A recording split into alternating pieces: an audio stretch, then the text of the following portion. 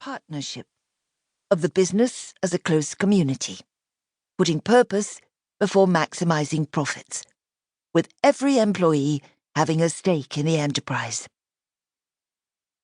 Oswald was their mother's darling, destined by her for great things beyond shopkeeping. It was agreed that Speedon was perilously unstable and unpredictable. So he was. He was also single-minded and inspirational.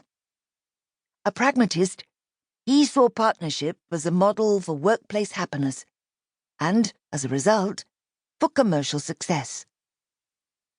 Partnership was to provide an ethical corrective to the inequalities and industrial unrest inherent in unreconstructed capitalism. The family business did not die with Speedon and Oswald. On the contrary, it thrived. Today, however, the sector is in the throes of another retail revolution.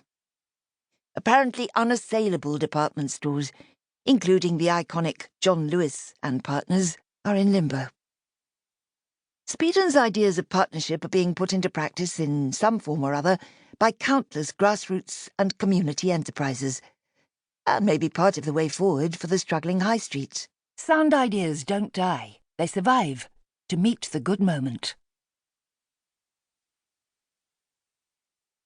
Chapter 1. Shepton Mallet.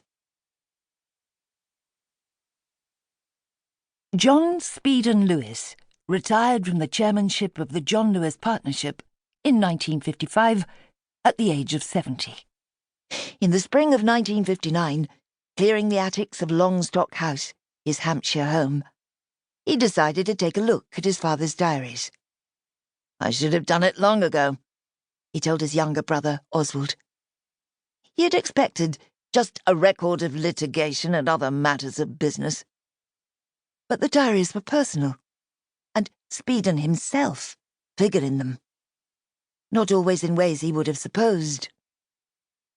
Quarrels and crises, which were cataclysmic for Speedon, seemed to have affected his father. Not at all. Speedon had read up to the year 1922. His father died in 1928, when he dictated an emotional 6-page single-spaced letter to Oswald. He had no one at home to confide in. His wife Beatrice was dead. He dictated all his letters, even the most private, to his long-time secretary, Muriel, who lived in the house. "I have no secrets from Muriel." Speedon's response to the shock of reading the diaries was to burn them. "Nearly all of the many volumes that I've found so far are now ashes, and the remainder will be very soon." They would have been a rich picking for muckrakers, and for an outsider of a much better type, it would have been an extremely tempting combination of the beautiful, the admirable, with the contrary. In his book, Partnership for All, 1948, Speedon had written of his father that the conditions of his early life had so overdeveloped in him a passion for accumulating money and a dread of losing it, that where money was concerned he was like a man driven by a demon. His father's desire for an heir was not for the sake of the business as a thing in itself, but for the sake of the fortune. Father never retired from the family business. He clung on until he died in his 90s. In his letter to Oswald, Speedon ascribed their father's really insane greed of money and power to early hardship.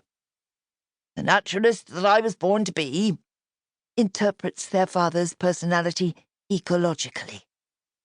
He had great qualities of character, and also the nervous energy that Speedon considered essential to success. He had it himself.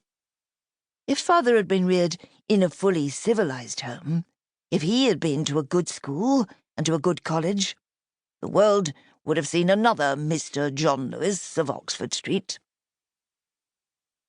Some influences in father's development he would not wish changed, though. He had been the delicate boy with several good sisters, and wisdom and backbone are factors independent of culture. This degree